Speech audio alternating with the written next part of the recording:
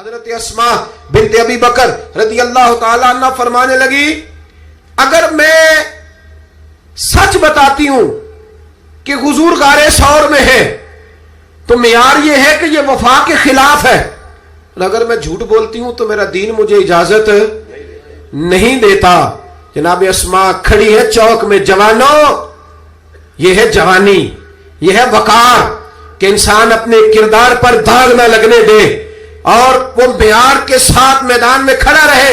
فرماتی ہیں درجنوں لوگ تھے، میرے چہرے پہ نقاب تھا۔ ابو جہل نے پھر پوچھا بتاتی کیوں نہیں؟ کہتے 1 منٹ تھا فیصلہ کرنے کے لیے، پھر میں نے فیصلہ کیا عشق بھی بچانا ہے اور دین بھی بچانا ہے۔ فرماتی ہے میں نے فوراً کہا، میں نے کہا ابو جہل سن، پھر اگر تو سوال سے باز نہیں آتا تو سن، میں صدیق کی بیٹی ہوں، جھوٹ نہیں بول سکتی، مجھے خبر ہے وہ دونوں کہاں ہیں، پر میں تمہیں بتاؤں گی نہیں۔ جا جتنی طاقت اور جرت ہے وہ لگا لے، پر میں تجھے بتاؤں گی میں تجھے خبر ہے۔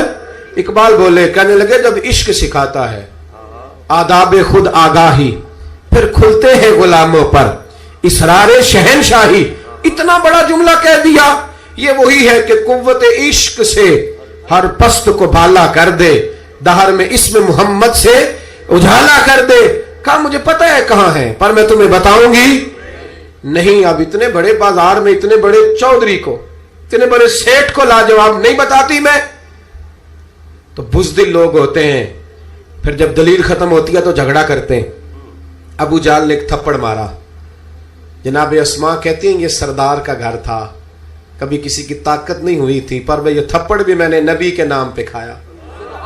فرماتی ہے میں زمین پہ گری، میرے کان میں بالی تھی، وہ ٹکرائی ایک پتھر سے، خون بہنے لگا۔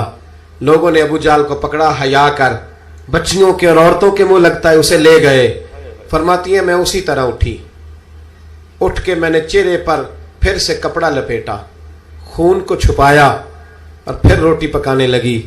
فرماتی ہیں اسی طرح کھانا بنایا، پھر کئی دفعے نکل کے دیکھا، جب کوئی راہوں میں نہ رہا، فرماتی ہیں سنسان رستوں میں میں غار ثور کی طرف بڑھی، اور جب میں غار ثور میں کھانا لے کے گئی تو چہرہ چھپا ہوا تھا۔ باپ تو باپ ہوتا ہے نا، بیٹی تو رات کو ٹیلی فون پہ صحیح بات نہ کرے تو باپ گھر آ کے کہتا ہے نیند نہیں آ رہی، لگتا ہے بیٹی کو سسرال میں کوئی تکلیف ہے، اور بیٹی منہ چھپا کے غار میں پہنچی تو جناب صدیق اکبر پریشان ہوئے، بیٹے کیا بات ہے، منہ کیوں چھپایا ہے، بتاؤ۔ کچھ نہیں ابا جی یہ دیکھیں آج کیا پکایا۔ کہ نہیں پتر بتا معاملہ کیا ہے، کیا بات ہے۔ جب 2-3 دفعہ جناب صدیق اکبر نے تشویش کے عالم میں پوچھا تو حضور علیہ السلام نے فرمایا، کریم فرمانے لگے اسما بتاتی کیوں نہیں، معاملہ کیا ہے؟ تو پھر جناب اسما رو پڑی، ایک واری میری آنکھیاں چوں اونا نے اتھرو پونجے سن، ہن چسکا پہ گیا رونے دا، ہر ویلے آہو زاری دا۔ جناب اسما رو پڑی، کہ کھولیے کپڑا بتائیے۔ فرماتی ہیں پھر سے کپڑا کھولا، خون پھر جاری ہونے لگا۔ عرض کی یا رسول اللہ آج عجیب دراہے پہ کھڑی ہو گئی تھی، عشق بھی تھا اور دین بھی تھا۔ اگر میں بتاتی تھی کہ آپ کہاں ہیں تو عشق نہیں بچتا تھا، اور اگر نہیں بتاتی تھی تو جھوٹ تھا، پھر مجھے میدان میں ڈٹ کے سچ بولنا پڑا۔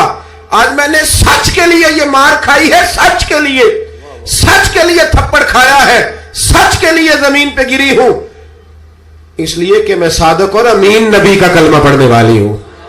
میرے محبوب کریم نے جب یہ بات سنی تو حضور کی آنکھوں میں آنسو آئے، حضرت صدیق اکبر بھی روئے۔ اب حضور نے دعا دی، سچوں کو دعا دی، سچوں کو ہاتھ اٹھا کے دعا دی اور کہا اے اللہ میں ابو بکر سے راضی ہوں، تو بھی اس سے راضی ہو۔